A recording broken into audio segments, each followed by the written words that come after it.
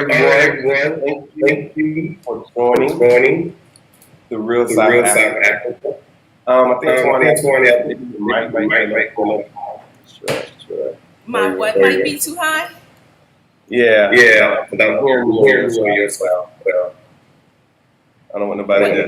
Are you hearing a feedback you said, or what are you hearing? A little bit.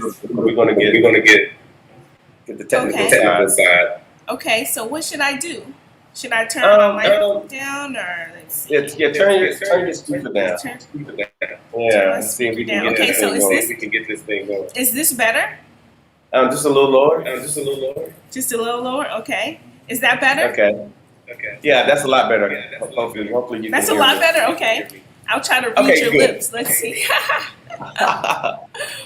Okay. All right, everyone. Thank you guys for those who have already joined and those that are joining the Real South Africa. We are actually live from Johannesburg. Obviously, we love it here in Johannesburg. For all of us who've been here and so forth, and those that want to come, obviously contact us at the Real South Africa.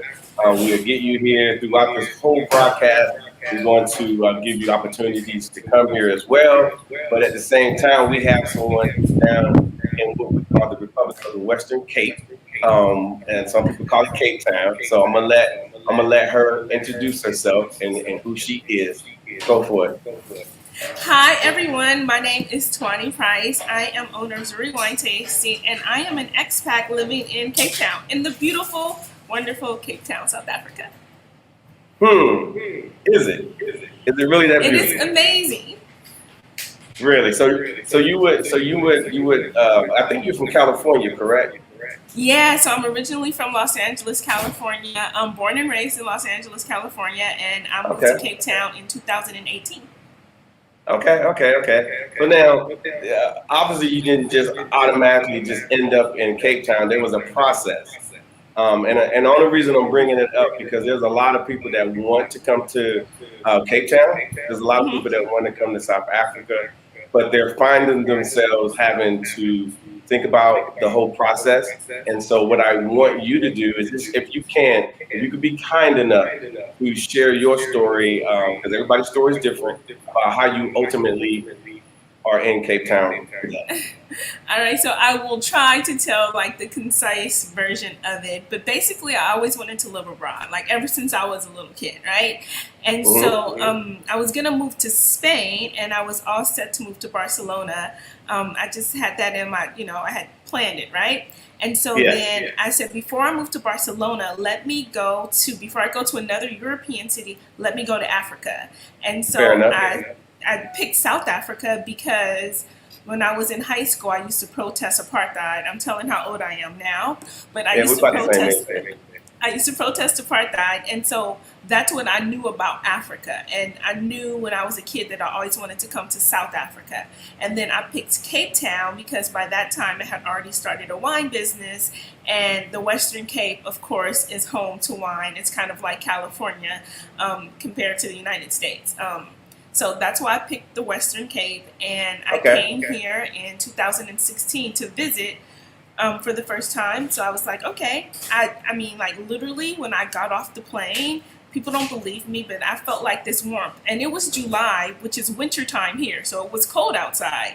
But as soon as I got off the plane, I felt like this warmth that just came over me. And honestly, I didn't hear it, but it felt like welcome home, I mean, from that moment, I was just in love with Cape Town, and I spent 2 weeks in Stellenbosch, and then 1 week in like the city, Cape Town, and then I came back the next year because I loved it, but I didn't get to see the city. So I spent 2 weeks in the city and 1 week in wine country. Loved it. That was 2017, and then in 2018, I said, you know what? I want to move to Cape Town. Like I want to live there.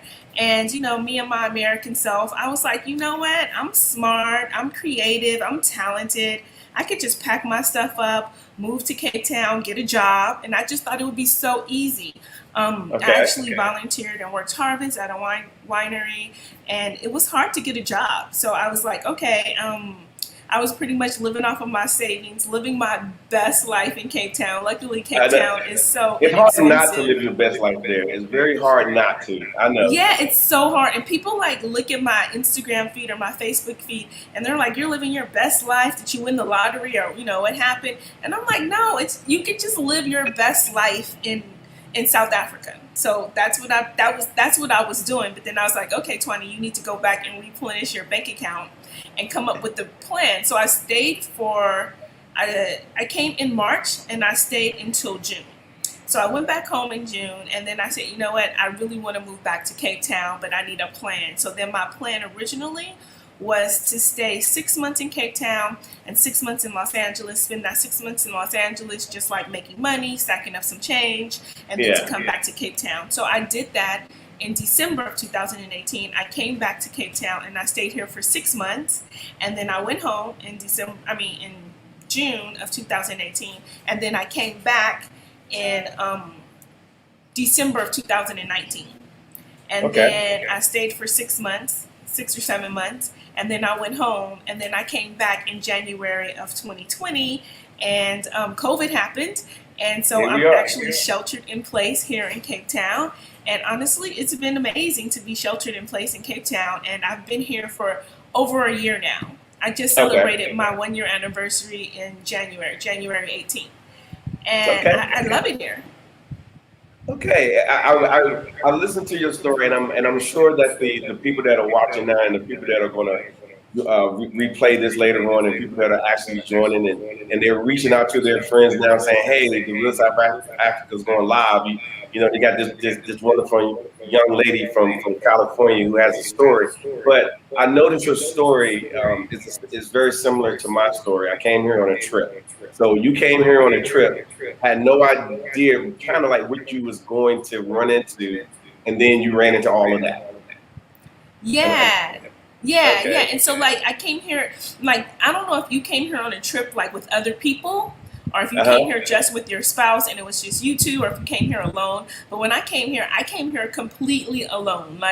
And that's the number one question that people always ask. Do you have family in Cape Town? Do you have, what's your life like? And honestly, I don't have any family that I know of. We could all be related, but I don't have any family that I know of.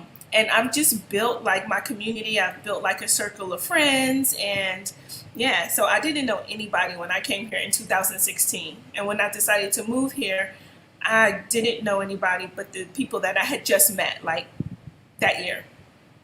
Okay, so because one of the things that I found out that obviously I was very welcome. I'm not sure about you. I'm sure you. I would assume you was very welcomed. And over the little bit of time that you've been there, that you probably have a lot of South African friends, or you have a lot of people that coalesce around you. You don't really feel like you're by yourself. Is that the case, or is it different?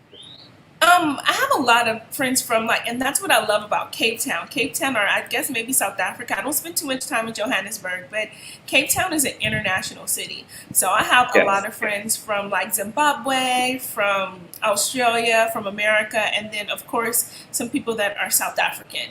So I don't really feel like I'm alone. Like on Thanksgiving, my American friends had a big Thanksgiving dinner. Easter one year I spent with my South African friends, family, like with kids and everything like that. So I feel like that's probably the hardest part is like I don't get to see like little kids a lot because my network is pretty much adults, right? And adults that don't have any kids. So like whenever I do see kids, I'm like that weird lady that's like, oh my God, hi, do you want to play? Because that's probably like the weird part when you build this expat life. And you don't have family, you know what I mean? If I were at home, I'd have cousins who had kids, or there was some kids in the family. Okay. Now, I try to describe to people that call us, they want a trip, they want to come to Cape Town, and I have a hard time trying to get them to understand what Cape Town really is and how beautiful it really is. You can watch the videos, you can do all these different things, which is good. But I try to liken it to San Diego. maybe. Ooh, I think it's a cross between San Francisco and San Diego. No, it's a cross between San Francisco and Los Angeles. Honestly, Cape Town Okay, reminds me okay. so much of home, just because like in Cape Town you have you have wine country. It's like 45 minutes, and you're in like wine country. There's even Yeah, closer ones, but like my favorite is Stellenbosch, which is 45 minutes away. You have the mountains, so if you want to go hiking, you have nature, and then of course you have beaches all around. Like no matter where you live in Cape Town, you can walk to the beach. Most places you can walk to the beach in like 15-20 minutes. yeah, yeah, yeah. Yeah, I spent a little bit of time there. Okay, my story was very similar to yours. I actually was working for the U.S. government at the time, and so we came for. I was U.S. Secret Service for however many years, and Vice President Joe Biden came. So I was fortunate enough to come, and I will give props out to the people who made the Match Without Borders, because I saw that video first, and then all of a sudden it just came down that, hey, you on a trip to South Africa. And obviously nobody wanted to go, so I was like, I go, and I went and I honestly had the best time. So then we ultimately came back to Cape Town, just to see if we really liked it, and honestly, it really helped us, figure out what South Africa was really about, to include the wine. Yeah, and you know what? It's interesting that you say that, because like before, I think it took me so long to come to South Africa, because like people in the States, they think, okay, it's so far away. They hear that you have to have like 20 shots to, get into the country. They honestly think that there's like wild animals like roaming the streets. They have all these misconceptions, and so like, and then they think that it's super expensive because it's so far away. So it was hard Yes. to get people to come with me, right? But since I've been here, I've had people to visit me, and they don't want to leave. Like they're like, how can I live this life? You know what I mean? But a lot of them are too afraid to give up that 9 to 5, to give up that comfortable Yeah. life. Which I get it, but this is super comfortable. Like you should see my place. I have a 3-story loft apartment, and honestly, I could not live right in the middle of the city with the ocean view. And if I Yeah. lived this life in Los Angeles, I'd have to have a rich husband. Yeah. Now where area did you live in? I think you told me, but I don't remember. Where did Yeah, you so live I in? live right off of Bree and Wells Street in CBD. So Okay. it's right in the middle of the city. So you Like close to Bree Street is Long like a Street? really famous street with restaurants and things like that. Yeah. It's 2 blocks north of Long Street. Yeah. Yeah. I'm familiar. I'm familiar with Long Street. I'm ashamed. Yeah, I mean, Long Street, and for you guys who don't know, Long Street is literally like New Orleans. I have a funny story. So when I did Go come in for it. 2016, and I wanted to go out partying, I wanted to go out dancing, and remember, I was alone, right? So I Correct. tell the Uber driver, take me to Long Street, because that's where they say go. And I had no idea which club I was going to go to. Just take me to Long Street.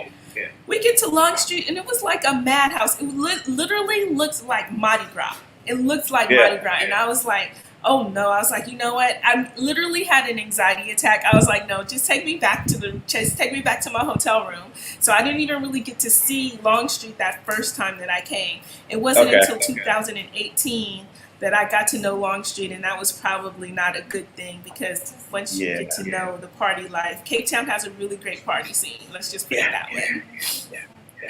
Yeah. I don't talk about Cape Town much, because there's always so many stories to follow. So I was like, if I don't bring up Cape Town, then I don't have to tell my walk of shame day when I was at the whatever on Long Street, or over at Cabana, or however you want to say it, and things along that Oh line. yeah, Or even- people love Cubanas. That's for like the tourists. Yeah, that's for the amateur partiers. Cubanas, Yeah. yes. Yeah.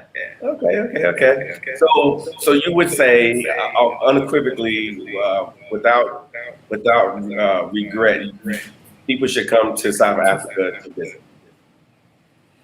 People should come to South Africa to live, not only to visit. Like, but I mean, if you have to start off with the visit, start off with the visit. But like, I'm telling you, without a doubt, like my sister came to visit me, my brother came to visit me, and each one of them stayed like 30 days, and that was not enough time. Yes.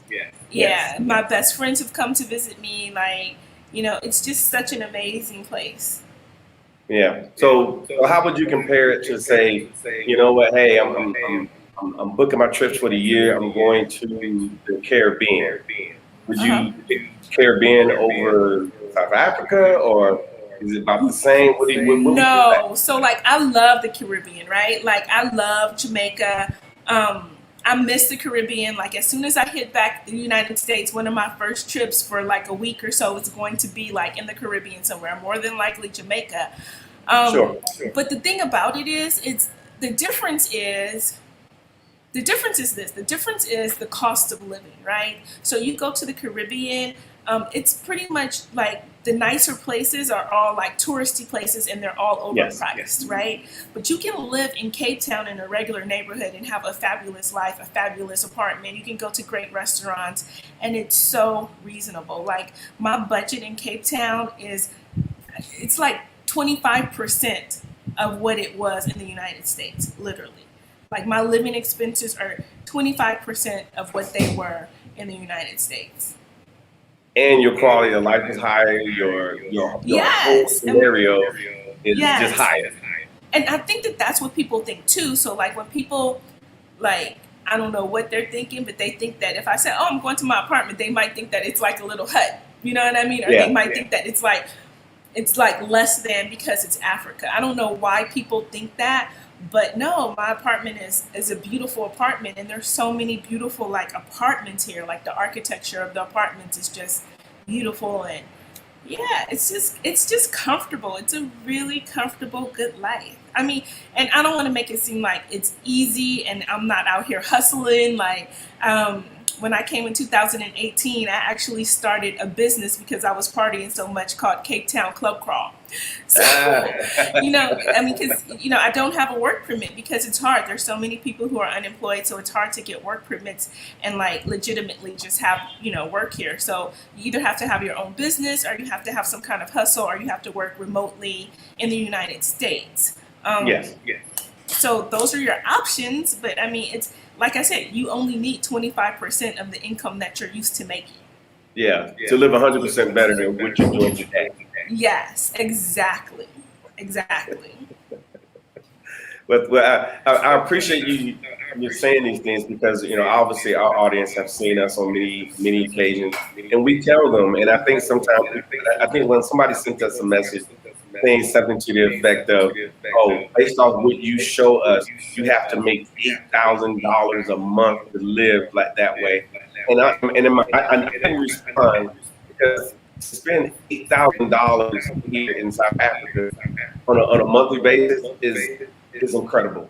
You can't. Wait, if I made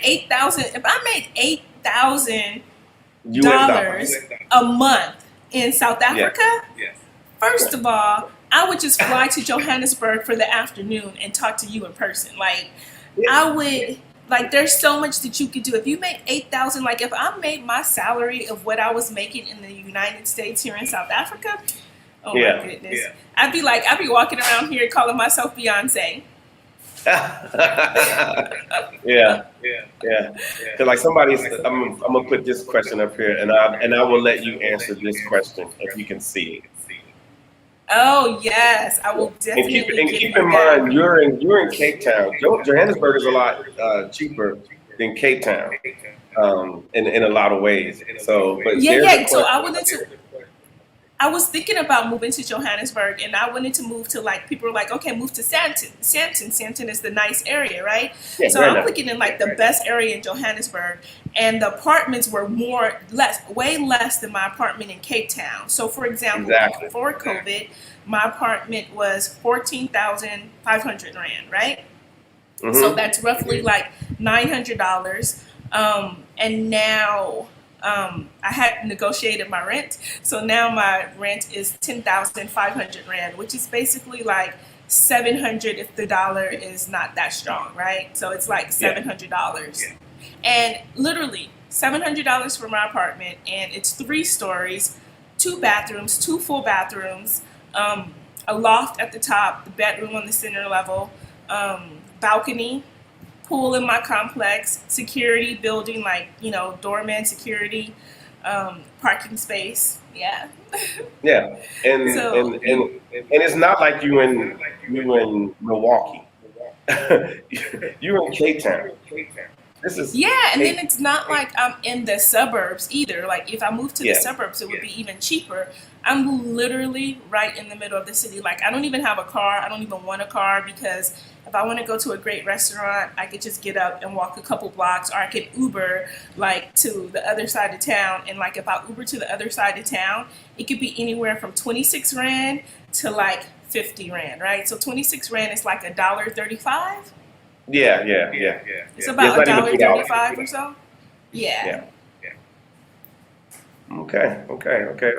Hi, Okay. New Now, York. Come to Cape Town. say again. I was talking to the person who came across the screen that was from New York, Black Torch. And of course, there are always people that are saying, "Hey, I caught you in the live."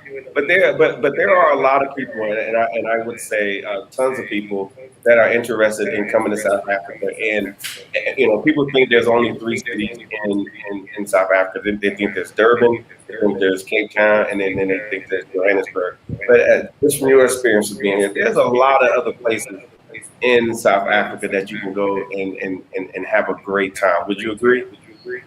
I would agree, but I will tell you that I've been super bad about traveling to other places in South Africa. Now, I wanted to do Sure. it before. Thank you so much, Albert. I wanted to do it before COVID. I was like set out like I'm going to go to different parts of South Africa, right? Because it doesn't make sense that I've only been to Cape Town and Johannesburg. But then COVID Sure. hit, so I haven't been able to travel as much. But like, there's so much to do in Cape Town. Like, there's so many things I still haven't seen. Yeah. There's still Yeah. Of winery course. things that I haven't even explored in the Western Cape. Yeah. Exactly. So okay, this is good. Let me see. There's another comment. That people need to understand that there is an expat vibe. There is a movement of people that are looking at other options outside of what's been going on in the United States, and there are other options. And we are just two examples of many, as you mentioned earlier. For Thanksgiving, you had several expats or Americans, African Americans get together. Same thing happens here in Johannesburg. I think we may have more expats in Johannesburg than you do in Cape Yeah. Town, but nonetheless, we are here as African Americans, and we are making our way. We are starting businesses. We are doing great, wonderful things, and we are contributing to the culture here in South Africa. I think that brings up a good point too, because I know when I was in the States, I remember hearing a lot that African people don't like Black Americans. I remember hearing that and that being a consistent theme, right? And Yes. that is so far from the truth. Like that is so far Yeah. from the truth. Like, I mean, they are literally like our cousins. They're like our brothers and our sisters. And I've always felt like embraced by African people, by Black African people, yeah. So that scratch that off your list if that's one of the things that you heard, because that is definitely not true. Yeah. Cape Yeah. Town is definitely more kid friendly. Maybe. Somebody, bad girl, said, which one is more kid friendly, Joburg or Cape Town? And I feel like Cape Town is. Yeah, but let's go ahead and do the full disclosure. Like I said, I'm a Joburgian. I'm from Joburg. I'm from Josie. This is where I am. This is where I've been. This is where I plan on staying. I spent some time in Cape Town. I fly there all the time. I like to go. I only like to go. I like to go, but actually, a place out there in Google Let Mzoli's. Oh, Mazzoli's closed, but you know what they replaced it with? Mazzoli's closed, but now they have Rand's. And Rand's was great. Like, I loved Rand's. Yeah, I have a video. Do I have a video on my YouTube of Rand's? It might be on my Instagram, but yeah, Rand's is great. Just go to Instagram and look up Rand's, and you'll be like, I'm going to Cape Town. It's this huge outdoor party with like this DJ who is just amazing, a great sound system. You can just feel the music in your soul. So as we say here in South Africa, it's proper. It's what? It's proper. And you got the it's DJ, proper. Yes, it's proper. Yeah, you got your food. All of us out there, ain't no problem. Nobody causing no issues. You feel safe. Am I wrong? Yep. No, you're right. unlike the United States. Yeah, I mean, like, that's what I'm saying. You go to this party and there's all these people. This is pre-COVID, of course, but there's thousands of people, maybe hundreds, maybe it was like 500 people. And nobody's like fighting. Nobody's like, you stepped on my shoe. Everybody's just feeling the vibe and having a really great time. Exactly, exactly. So, one thing I want you guys to do, very bottom, you see a lot of information going through the bottom. If you want to contact her directly, you can. She has her own company as well. As you can go to her website. I actually went to it yesterday. A bunch of information, a lot of pictures There we go. of people doing great and wonderful things. So I would definitely do that as well. Go to, and go to all her socials, and so you can see exactly what's going on with her. But I will tell you that, like I said, Cape Town is really nice. Of course, she's there. So if you got questions, like I said, don't inundate her with a bunch of questions. You can go ahead and hit us up on our social media platforms as well. So, but yeah, we definitely are so glad to have the opportunity to chat with her and so forth. So if you have any questions, again, just go ahead and leave them in the comments, and then I will put them in here so she can see the comments as well. I'm sure she's checking them out and so forth. I love the comments. I love seeing y'all. This is so awesome. Yeah, and they like you too. So, and of course, like I said, everybody, please go to her social media. She has a very strong social media platform as well. You can find her.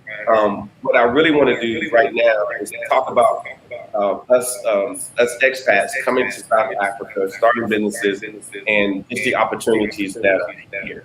So let me go ahead and have her answer that question. I see her jumping at the bit. She wants to answer that question.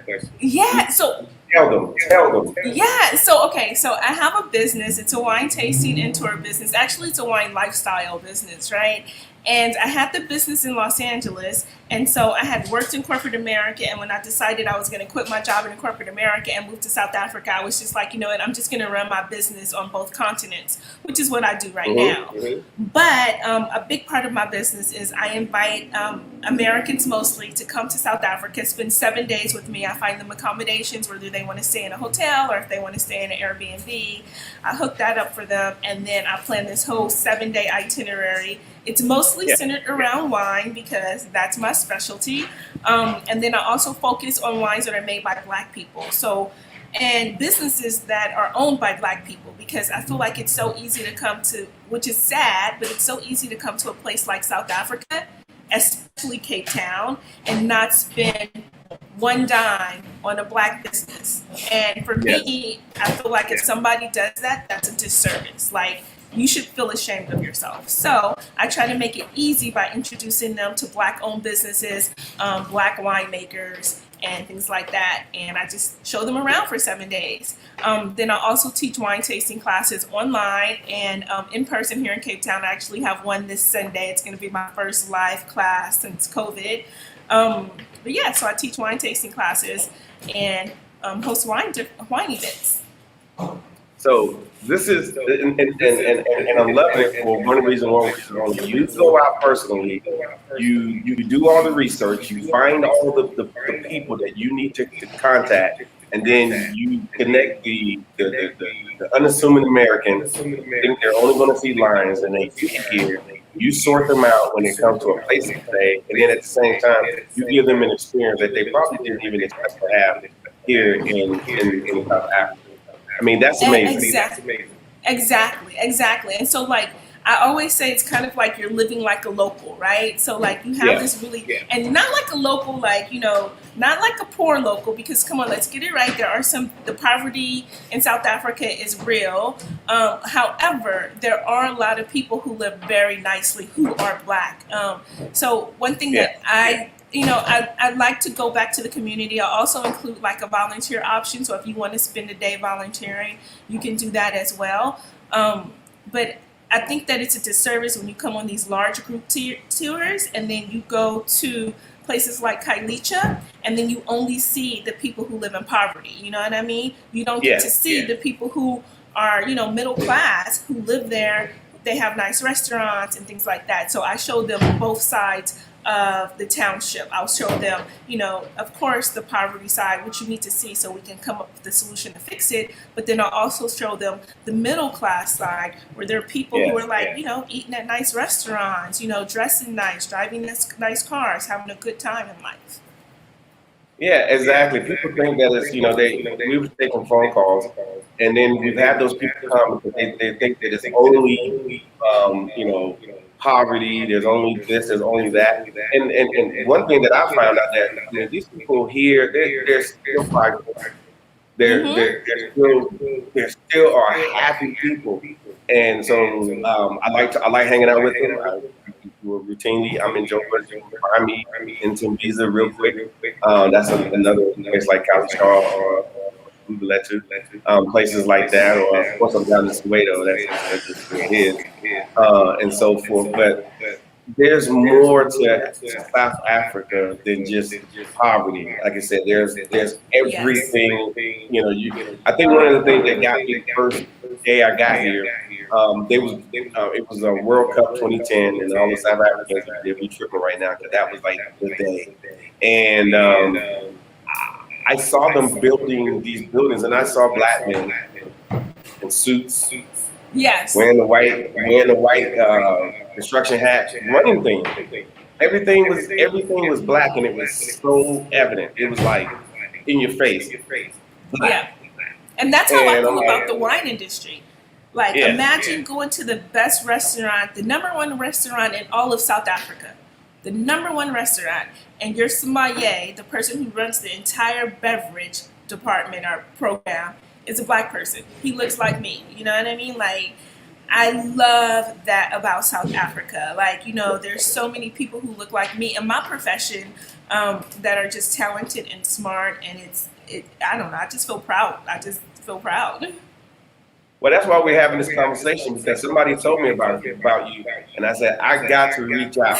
And then by the time I finished thanking them for giving me the link to you were sending me a message. I was like, yes, this is good. So, and actually, I was looking at your website, and when you called me or you sent me a message, I can't remember exactly how it worked, but I really want people to understand that there's more to South Africa than just what they get on CNN. BBC and things along that line.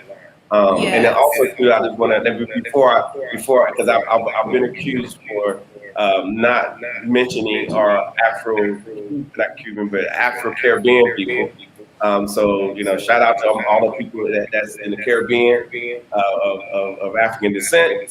We see you out there. Thanks for sending messages. You guys are always on us on social media. So we appreciate it. But there's, like I said, there's more than meets the eye, and that's why I'm passionate about people coming to South Africa, and I think that you are. I'm definitely passionate. I definitely feel like give Africa a chance. Like, I definitely would prefer if you came to South Africa. I would prefer if you came to Cape Town, South Africa. But I feel like just get out of America, like see how big this world is and see how much opportunity and how much, that we've contributed to this world as Black people. Like our footprint is like everywhere. I was at a restaurant the other day. Me and my wife, we were getting ready to walk out. Little young girl, the girl couldn't have been no more than 16. She had a Run DMC t-shirt on. She had no clue what she was. But I'm over here like, yes. But you remember back in the but she might have had a clue because because African American culture. Now let's just talk about African American culture. I love you guys in South Africa. Y'all my peeps. Yeah. But when you talk about African American culture, how integrated we are in these communities, and how we're leaders and they look up to us. Like they tell us, like I've had South African people tell me all the time how they're proud of us and for standing up for our rights and for, and they think that there's a lot of us in America. When I say no, there's only 13% of us. They can't believe it. They think that America is all Black. I'm like, no, there's 13% of us. We're 13% over there just causing a ruckus, being like, you're not going to treat us like this. And look, okay, on the down low, I'm gonna tell y'all Black South Africans, there's more of you than there are of them. So if y'all just like, hold hands and stand up Just come together, together a little bit. y'all can change the dynamics. Tomorrow, I'm gonna get kicked out of South Africa. I'm gonna get kicked out. Yeah. I feel I've had these conversations. I'm fortunate in the position that I'm in that I get an opportunity to talk to parliament members. I actually have business people. We're going to be doing something coming up real soon. We're working, trying to get this investment piece, meaning that I'm going to be actually on the floor of the Joburg Stock Exchange, talking to the right people to let people know, hey, this is here. This is what we do. And so every little opportunity that we get a chance to let people know what's going on out here, then that's what we need to do, because as we both know as African Americans, I mean, we get excited when we talk about South Africa. But it's kind of hard to get excited when you're looking at the CNN news and then going on now, storming Capitol, all the stuff, and it can be a bit much, as I'm gonna say. Yeah, it can be. Yeah, I mean, yeah. So I don't know what you were thinking when they were storming the Capitol just recently, or your thoughts, but you're like, my first thought is I'm so glad I'm here in South Africa. Yeah, I was, this whole 2020, because there's been so much that has come to light in 2020, like with civil unrest and, civil rights being violated and things like that. Like, there's been so many times where I'm like, oh my gosh, I'm so glad I'm not in America right now. And, I'm glad that I know that there's a place for me in this world where I can go and I can not feel like I am the minority. I know that, I'm part of a majority here in South Africa. Yes. And I always, I sometimes I have to remind my South African friends that I am an immigrant. Put my little head down. And they say, no, brother, you're from here. You're from here. And I'd be like, yes, I am. Yes, I'm telling people all the time, I'm Capetonian. I had even gave myself like a Kosa Day. I can't remember how to pronounce it. No Tunda. Wait. No, I can't remember. It means love in Kosa, but yeah. I'm trying to learn the language, but it's so hard for me to clicks my lazy American tongue. Yeah. Excellent. So I'm glad you're doing well down there in Cape Town. You need to go ahead and come on to Joburg and get some of this good life, because we're doing okay up here in Joburg. Well, next time you guys are in Cape Town, like honestly, you have to let me know that you're coming. Let me put together a whole wine experience for you. Let me just show you the real side of Stellenbosch, Let me show you Stellenbosch. Yes. Absolutely. Let me ask you this. And obviously, you said your friends and family have come and they've visited, and I've experienced this too many times.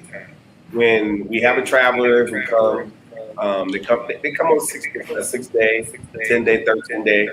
We got people that are currently here now that are on 90-day trip that we sorted out for them. But regardless if it's 90 days or 60 days, what's people's mood when they go back to the airport, going back to America?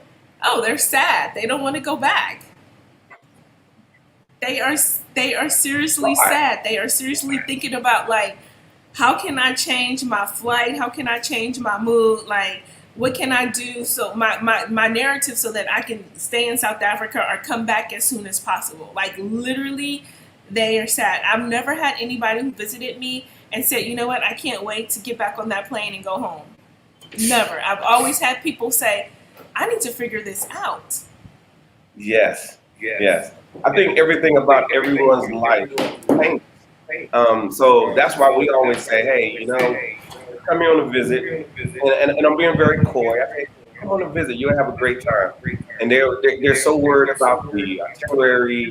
Am I going to be doing this? Am I going to be doing that? And we sort all that out, and everything is fine. We have drivers taking them places, but through that whole process of them getting here, and then they start walking around and start seeing things, and they start feeling things. and then things they can't explain, and then they got that confused by day two.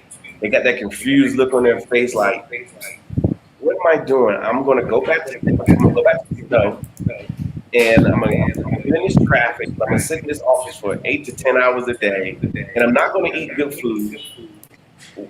What am I doing?" Yeah, yeah. That's exactly what it is. And you know what? That's what happened to me in 2006, 2017, right? So 2017, after I had been to Cape Town for the second time, and I was working. Thank you, Nolu Tando, love. Thank you, Ali. No, Nolu Tando. Yeah, So she'll get it. She'll get it. Promise. I'm gonna get it right. I promise you. I'm gonna get some Kosa in me too before, like, the language in me, not the person, but the language in me before it's over with. But I would go when I went back in 2017 to my corporate America job, and I'm sitting at my desk, and I'm like, this is not the place for me to be. And I remember I was working at this one company, and I was like, you know what? I'm going into my boss's office, and I'm telling him I'm going to Cape Town for a month. Like, I'm taking off. I'm going to go to Cape Town for a month. If they need me, I'll work from Cape Town. But I was like, no matter what happens, I'm going to. But then I eventually quit that job and moved to Cape Town. So it worked out. Well, good. Like I said, my story is very similar. My wife actually typed up my resignation letter. Now, keep in mind that when I went back in 2010, like I said, I was U.S. Secret Service, so I was at the White House on a regular basis. So I'm sitting at the White House, looking around, saying, you know, this is cool. I remember how hard it was to get here to get this position, but man, that ain't South Africa, something. And I never felt that way ever in my life, and I wasn't willing to let it go. And I love it because there were expats that were already here, and somehow through osmosis, I ran into a few of them. And one of them told me this, and we at the Joburg airport. He was on his way to East London, and I was on my way to Cape Town. And he took my information. He said, "Hey, you know, I'm gonna call you when I get settled in East London." And, you know, in America, we just kind of like, yeah, I'm gonna take a number, and we don't never do anything. But anyway, he said by the time I opened up my email, he had sent me an email. He showed up the next day, and he asked me, he said, "Mark, what are you doing here? Like what are you doing?" Keep in mind, he had been here for like 20 years at this point. And I said to myself, "Hey, you know what? I don't know. We just coming to figure out."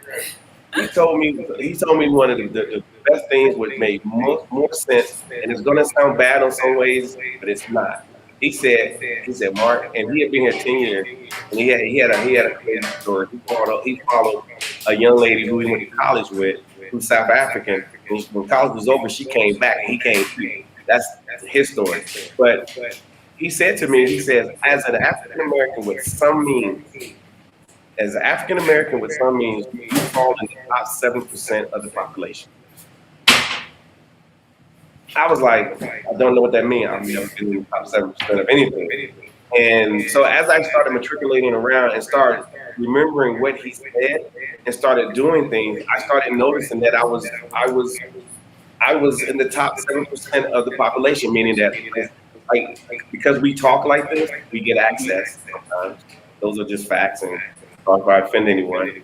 And then we have access to America and things like that. And then of course, you know, we have the U.S. dollar, so that kind of puts us up in a place to where I can go to places where, let's say, some South Africans can't. So it just gave me that opportunity. Right, and I get what you're saying. I do feel like, I mean, I'm not going to deny it. I'm going to embrace it. I feel like being American, we do have some sort of privilege, right? Yeah. Because, like, I know, for example, I look Kosa. I look like I could be very Kosa, right? Mm-hmm. And I know if I'm in Cape Town, is a little bit of a different vibe than Johannesburg, right? Yeah. Because there's a lot of white people in Cape Town. And I remember I was in this store. There's still more black people. Huh? There's still more black people. There's still more, but there's like in the city, you know what I mean. But like in the more affluent areas, you don't necessarily see black people that don't work there. But so I was in this store and this white lady, and she was just like walking all over me, like literally acting like I was not there. Yeah. And there's for some people, for some white people, like not all of them, but there's this mentality of oppression and abuse towards black people that they still have and they still carry on. And that was an obvious moment. And then when she heard me, then when I said, "Yo, wait a minute, I'm standing here. You need to pause." And when she heard me talk, it's like her whole demeanor changed. You know what I mean? But I wonder if I had said that as an African person, if her demeanor wouldn't have changed. And that happens, you know? Yeah. And it's sad. And I feel like we have to use our privilege to empower Africans. And I do a lot of that. You know what I mean? Like, you know, I try to, you know, hire interns and I pay them like, you know, I would in America. I'm not paying American salaries because I'm not making American money all the time right now. But I do pay them fair, like a lot more than what, you know, they're getting paid by some of these people who are taking advantage of their labor. Yeah, exactly. Yeah. We were able. We actually opened up a store. You know, we opened up a store in 2015, and we closed it in 2017. But we ultimately had. You know, they didn't have black Barbies here for a long time. The black Barbie dolls. You know, a lot of us, not me, well, my sisters, and a lot of black women grew up with playing with black Barbie. And yeah, it's important. I realize it, and my wife, you know, she has a whole room upstairs that just has black Barbies in it. That she's collected over the years. They didn't have that, so and I use a little bit of that 7% to be able to open up a store right here in Southgate, right here outside of Soweto. We opened up a store where we ultimately impressed Mattel, who's the maker, to ship the Barbies in, and they didn't want to do it. Their biggest issue was they said that. And they said it in my face that they said South Africans see black as being poor and white as being rich, but they want a white Barbie. They don't want a black Barbie. Mm-hmm. I said, "Oh, y'all messed up now." So you messed up, and I feel like that's the perspective and the narrative that we can offer to South Africans is to change it and to help them to appreciate themselves. Like I would tell my interns, meet me downstairs in the coffee shop, and they wouldn't. And I said, just order something and just tell them Tuanni's going to take care of it when she comes down, because I'm in the coffee shop all the time. They know me.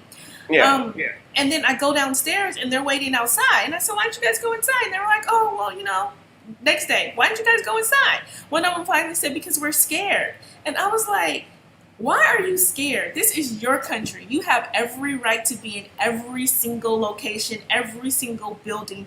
You cannot be afraid to walk around in your own country. Exactly. But I feel that happens a lot with Cape Townians. They have that, like somebody had put a question in the chat about like, do I suffer from discrimination or anything like that in Cape Town? I don't necessarily, except for every now and then you'll get some random person who wants to act like you're not there. You know, they're kind of rude like that. But for the most part, I don't. I mean, I work in the wine industry. You know, I think once you start talking to people about wine, that just opens up a whole different level of appreciation and understanding. So I don't necessarily suffer from like serious discrimination. Cape Town is very cliquish. So Cape Town is kind of like LA in that way. So I'm used to like maneuvering through that kind of situation. But Cape Town can be very cliquish. Okay. I will say this though, as you know, tourism is roughly about 27% of the economy. I could be off a percent or two, and it's very important in my opinion. And some people may disagree with me. They might come with every reason in the world. Oh, it's expensive, it's far, the plane is that. Bottom line is worth it. So we're past that. The real thing is that when people come visit you and your business, even if they're coming from the U.S., they are actually doing very well, and they are assisting the economy here in South Africa. I tell people all the time, you know, if you're going to Mexico, you're helping the Mexican economy and the people there. It's not helping your people, believe it or not, there are those that will say to themselves, "Oh, well, they're South Africans, I'm American." Okay, that's a line in the sand. The reality is, it highly appreciated, not just by us as people who offer tourism, but for the people that actually work in the tourism industry, that you actually jump on that plane, book your trip, and come and visit. What do you think? No, I think that's definitely important, and you're boosting the economy. You have to think about it when you visit here and you spend money here. You're helping somebody feed their families. Exactly. But on that same token, I always encourage Americans to be good global citizens. You know what I mean? If they go to Europe, they might tip 20% in Europe, or they might pay a little extra for this and for that. But when they come to Africa, I've had people who come and didn't want to tip, like the proper tip. Like, I'm like, if you're in America, you're tipping 20% anyway. You're getting your food for 50% less. Why can't you tip 20% of this 50% less food that you're eating? Yes. So be good global citizens. If you have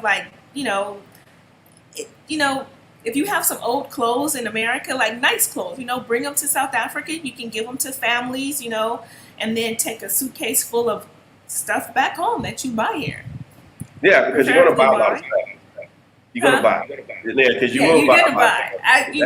I say take home wine. I I actually have a video on YouTube that shows you how to pack a suitcase full of wine, and you'll get through customs no problem. We're going to talk about exactly what you do, and we're going to get people coming to you as well there in Cape Town.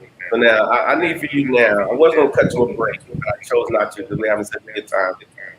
Tell them why they should come see you in Cape Town, even though you should be in Joburg.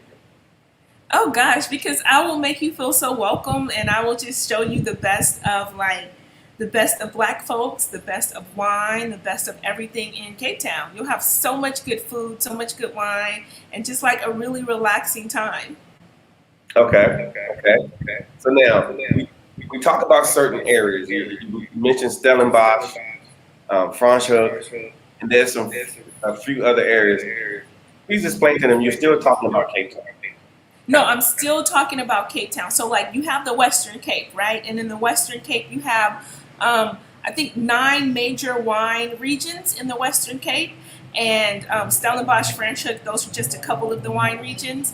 And then not only that, you have Langebaan, which is like a river with, you can go rent a houseboat. Like I did this before. You rent a houseboat, you stay on that houseboat for a few days, you can cook on the houseboat, you can go swimming, you just jump right into the lake.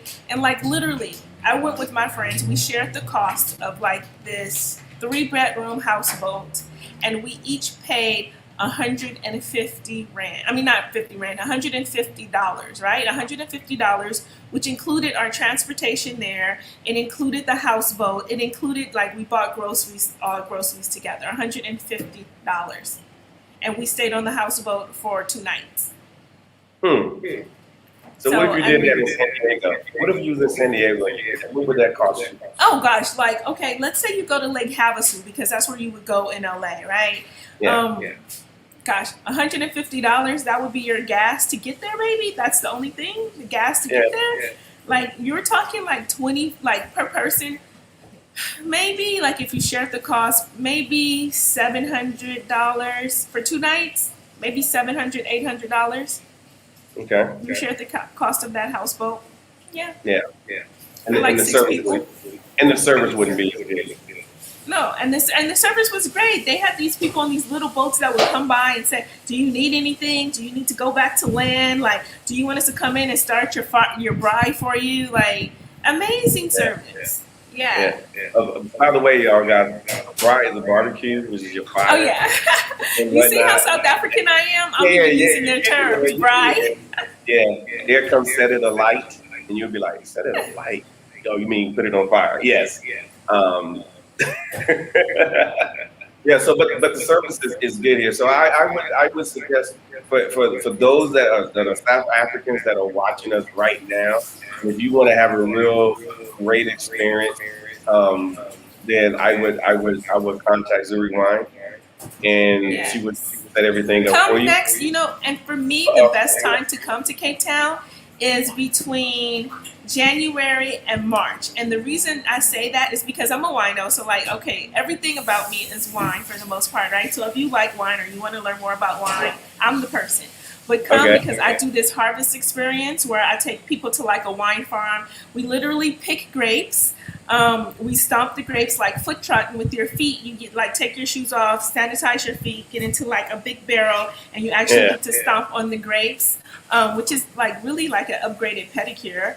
And then you get to tour the cellar, and you get to talk to the winemakers, and of course taste really good wines. So like that's my harvest season experience, and it's super super cool.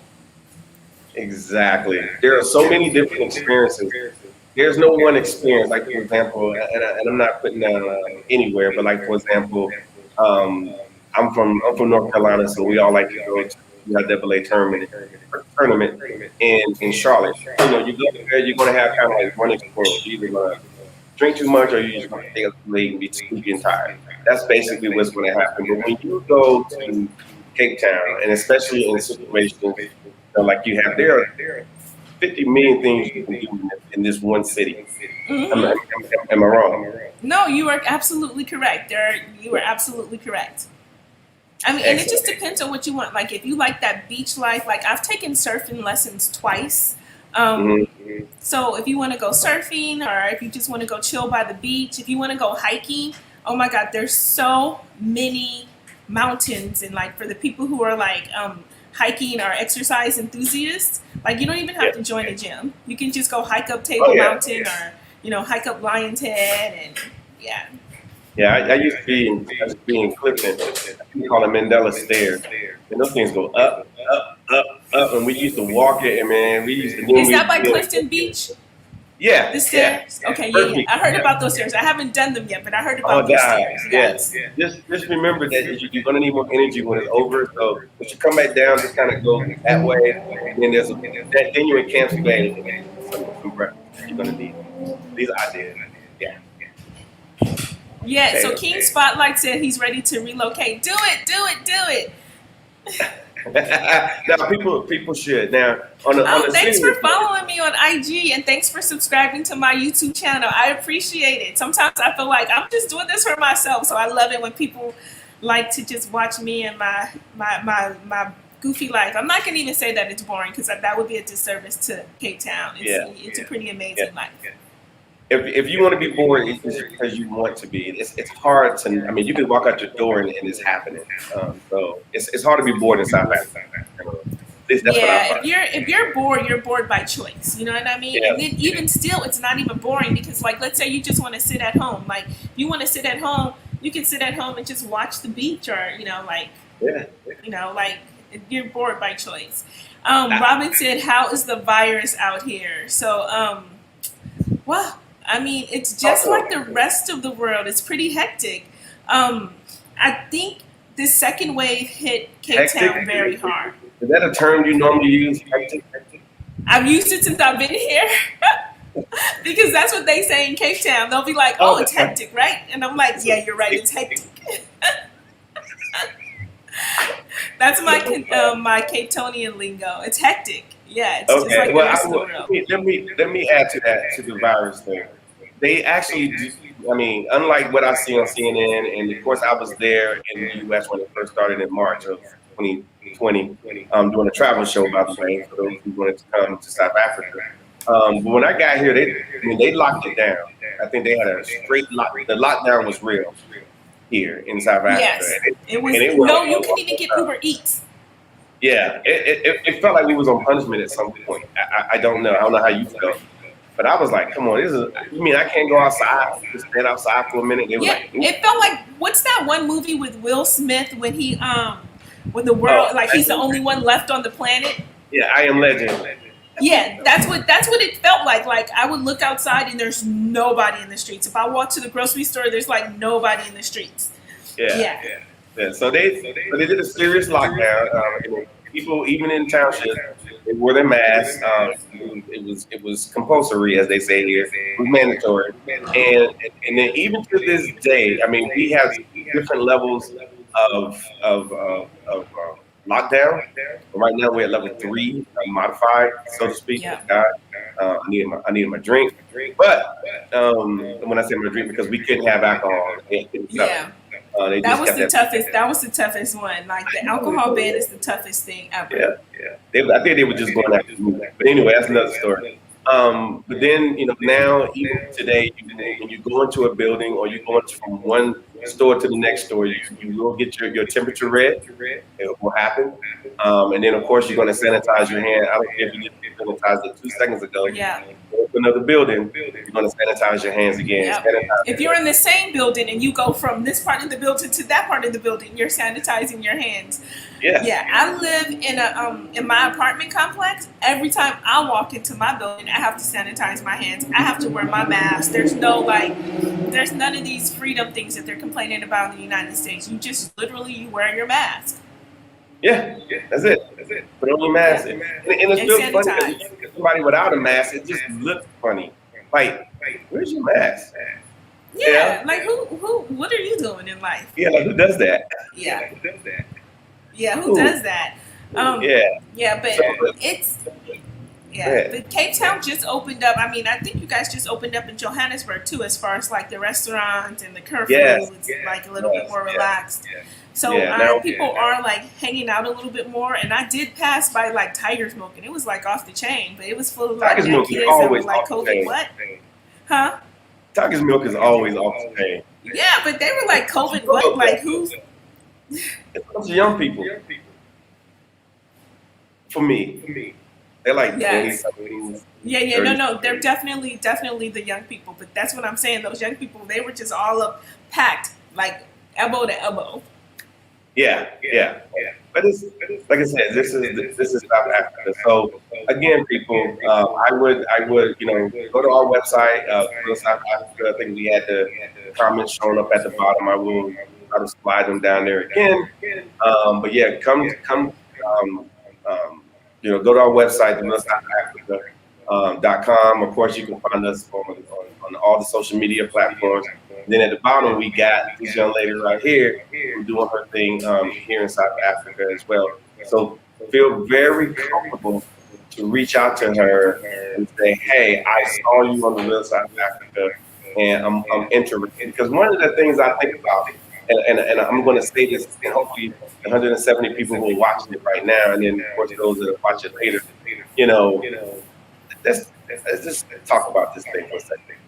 We get a lot of callers, and I mean we get a lot of emails. So if I missed your email or I missed something, I apologize. I'm working like 7 different email boxes and so forth, so I do miss stuff. And like I said, I do apologize for more information. I will revert back to you. I still revert when you say that in South Africa. But I would say that we get a lot of women who call, and they have a lot of questions. Is it safe? Is it this? Is it that? Women's questions that my wife answers a lot. But we have a woman sitting right here in front of us. Well, how do you feel about the safety here in South Africa as far as being a black woman, being a black woman in South Africa? Oh gosh, I feel like I'm queen of the world here. No, honestly, and that's just because, like, I feel like in America, black women could be, in the world, black women can be underappreciated, underloved, and this and that. But in South Africa, we're definitely loved. There's plenty of opportunities to find love, but I feel like it's, you're dealing with men. Men are the same all over the place, so you still have to weed through, but you have more options. You definitely, you gotta, fight through, but you definitely have more options. I definitely feel like it's safe. I know that there's problems with violence against women in South Africa in general. Yeah. And, but you know what? I'm from South Central. Don't try me. One of us gonna die, and it's not gonna be me. So don't even try it. But no, I feel like I feel safe. Like literally, I've always felt so safe as a woman in South Africa, and as a black woman in South Africa, I feel like loved. I feel really loved and appreciated. I feel, I feel like I'm in the motherland, and like I'm treated like. I want to say like somebody's mother, but not like somebody's mother. When I say somebody's mother, I mean like the respect. You are auntie. Yeah, like an auntie. But like, You are when I say mother, I just mean like that respect that, like that love that people have. Like, I just feel loved in South Africa. I don't even know how to explain it. Yeah, fair enough, fair enough, fair enough. Yeah. And the other, I got one more question for you, and we will go into, we will start wrapping it up and whatnot, because I know this is early for those in the U.S., but we do have an audience here in South Africa as well who are wide awake. Right now, it's like 3:35 in the afternoon, so I'm sorry. Hey y'all, if y'all in South Africa, if you're in Cape Town, call me. Like, let's hang out. Let's do something. Let's sip some wine. There it is. There it is. The big question is, um, but there's so many different little places to go, even just in Cape Town. Even because I travel the country, so we can start talking about little small townships, and I can tell you, like, yeah, I've been, and I'm always surprising people because I'm there. Um, like all these, and I keep causing this because I don't want to say it wrong. So I'm just going to do the best I can. You get a lot of women that call like, I just want to come with my girl. I want to come with my girls. I want to come with my girls. What kind of trip that we can do? And even though sometimes I say it as a man, I don't think they understand that some of the things that they can do here, especially in the wine country.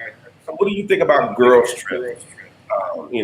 Sorority sisters, whatever it may be. Coming to South Africa for a girls trip. What do you think? Oh gosh, I think it would be a great retreat place, right? Like, I feel like it's a great way to connect, to have like to have some quality time together, but then to also do your own thing. Like, honestly, if you were in a sorority and you brought like 50 people in your sorority here, you guys have spaces where you can do yoga all at one time outside or something, right? Or you guys can all go on a hike. But then if some people were like, you know what, I like the club vibe, I like the high-end restaurant vibe, you know what, I like the museum vibe, you guys can break into your own sectors and then you guys can do your own thing. Oh, can I mute my speaker? Sorry. And we got team members here. Do the best we can. Yes, I'm so sorry you guys can't hear me properly.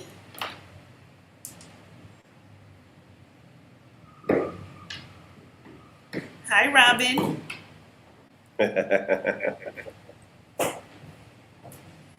Well, we can hear you. We can hear you just fine. Okay, you can hear me just fine. That's fine. Yeah. So when you talk, I'll mute my speaker. Thanks for the tip. But yeah, so like I definitely feel like it's great for like sorority sisters. And then too, what you could do, like if you just came on a girlfriend trip, I know people do this all the time. They rent a villa in like Camps Bay. Like, come on now. Yeah. You can rent an entire villa. You can rent this villa. You can stay for 30 days. You can rent it for like 20,000. It's okay. Sorry about that. You can rent an entire villa for like 20,000 rand, and right by the beach, and it would be so awesome for you and your girls to just stay in that villa with the pool right by the beach. Like, you will live your best life. I'm telling you, you live your best Beyonce life. And the last thing that I'm going to say is, when I was in Cape Town, me and my wife, we were in Cape Town. It was so crazy. So we're on First Beach. We're in Clifton, and two things happen, I think, in the same day. We're sitting there, and like you said, you wake up in the morning, you look out, and all you see is just the beach. And then we looked, and all we saw is a school of dolphins just playing in the water, and it was awesome. So then later on, we was like, okay, let's walk from Clifton. Let's start going in, into the town. And you're looking down, and I swear, we looked down and we saw a big whale, and then we saw like the mother. The baby whale just beside. I'm like, we just walking down the street, and there are whales. So you're worried about the lions. You need to be worried about the whales. But at the end of the day, coming to South Africa is a great experience. I think everybody needs to at least have one South African experience. And I do agree with you. If you can get to get to Africa in general, I got my thumbs up for you. I got a friend right now. He just made it to Liberia for the first time. I think I'm more excited for him than he is because you just need to get to Africa. And we have a thing set up, a whole program through our website and through our company to get you here properly so you can see the things you need to see, skip the things you don't need to see, go to places you need to go, things that you really don't need to do. I mean, we live here. We know what's going on. We're fortunate. We're part of the tourism space here in South Africa. And what I mean is that all the mechanisms here, they know who we are. So they're like, hey, we would love to give you access to this. If, can you, share it with your people? And I'm like, yeah, we could do that. I might, maybe, I don't know. All depends. And at the same time, I try to use local talent. I do everything I can to use local talent. A lot of the transport people that I use, I try to use them as well. And then, of course, there's a lot of, when I say local talent, meaning local South Africans who have literally set up their own tourism scenario that we need to come visit because they want to show you what it is. Somebody says somebody didn't get your name. So I'm going to go ahead and give you the last word. We can't hear you. All right. So they needed to. So my name is Tuanni. It's like 2 syllables, Tuanni.